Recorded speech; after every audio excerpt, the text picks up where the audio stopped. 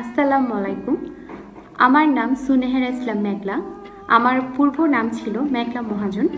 আমার বয়স 22 বছর 7 মাস। আমার বার্থ ডেট হচ্ছে 27শে মার্চ 1997। এই হলো আমার ভোটার আইডি কার্ড। আমি বর্তমানে নাসিরাবাদ ওমেন কলেজ থেকে ইকোনমিক্স অনার্স কমপ্লিট করেছি এবং মাস্টার্সে ভর্তি হব।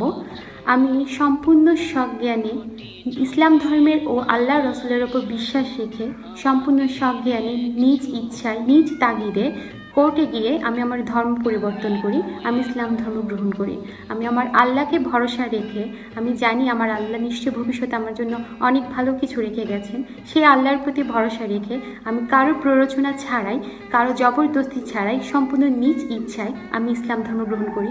যেহেতু আমি একজন সাবালিকা এবং বাংলাদেশের রীতিনীতি বাংলাদেশের সরকারি আইন অনুযায়ী আমার অধিকার আছে আমার ভবিষ্যৎ এবং আমার মন্তব্য এবং আমার ব্যক্তিগত মতামতকে তুলে ধরার, এবং আমি আমার ব্যক্তিগত মতামতের ভিত্তিতেই ইসলাম ধর্ম গ্রহণ করি। আমি এই ইসলাম ধর্ম গ্রহণের আমার এই হলফনামা আমি সবাইকে দেখাতে চাই। এই হলো আমার হলফনামা, যেখানে আমি সম্পূর্ণ নিজ ইচ্ছায় ইসলাম ধর্ম গ্রহণ করি এবং আমি নিজ তাগিদে কোর্টে গিয়ে কারো কোনো সাহায্য ছাড়াই নিজের ইচ্ছায় আমি এই ইসলাম ধর্ম গ্রহণ করি এবং আমার পূর্বের ধর্ম ত্যাগ করি। আমি ইসলাম ধর্ম গ্রহণ করেছি এই বিজ্ঞপ্তিটি দৈনিক পূর্বদেশ এবং দৈনিক সংগ্রাম পত্রিকায় বিজ্ঞপ্তি দিয়েছি। আমি কারো প্ররোচনা ছাড়াই নিজের ইচ্ছায়, যেহেতু আমি সাবালিকা, আমি আমার নিজ তাগিদে অফিসে গিয়ে সংবাদপত্র অফিসে গিয়ে আমি এই বিজ্ঞপ্তিটি প্রকাশ করি। আমি আরও বলতে চাই, 2011 সালে 11ই জানুয়ারি আমার একসাথে এক মুসলিম ছেলের সাথে সম্পর্ক হয় এবং আমরা ইসলামের প্রতি বিশ্বাস রেখে এবং আমি তার প্রতি বিশ্বাস রেখে এবং আমরা ভালোবেসে বিবাহ বন্ধনে আবদ্ধ হই। ঠিক 13 তারিখ 11 মাস 2019 তারিখে আমরা বিবাহ বন্ধনে আবদ্ধ হই এবং আমি জানি আমার আল্লাহ নিশ্চয়ই আমার কপালে ভালো কিছু রেখে দিয়েছেন, কারণ আমি ভালো একটা মানুষ পেয়েছি, যাকে আমি ভালোবেসি তাকে আমি পেয়েছি। আমি তার সাথে সুখে থাকতে চাই। আমি জানি আমি সুখে থাকবো। আমার ইসলাম আমাকে অবশ্যই সুখে রাখবে। আমি আমার স্বামীর প্রতি ভরসা রেখে স্বামীর প্রতি বিশ্বাস রেখে বলতে চাই আমি অনেক ভালো থাকবো। আমি আমার পরিবারকে অনেক বোঝানোর চেষ্টা করেছি আমি আমার স্বামীর সাথে সুখে থাকতে চাই, কিন্তু তারা আমাকে জোর জবরদস্তি করে ঘরবন্দি করে রাখে এবং আমি এক পর্যায়ে টর্চার সহ্য করতে না পারি ঘর থেকে বের হয়ে যাই। আমি ঘর থেকে বের হয়ে আমি আমার স্বামীর সাথে উঠি এবং আমি অনেক ভালো আছি।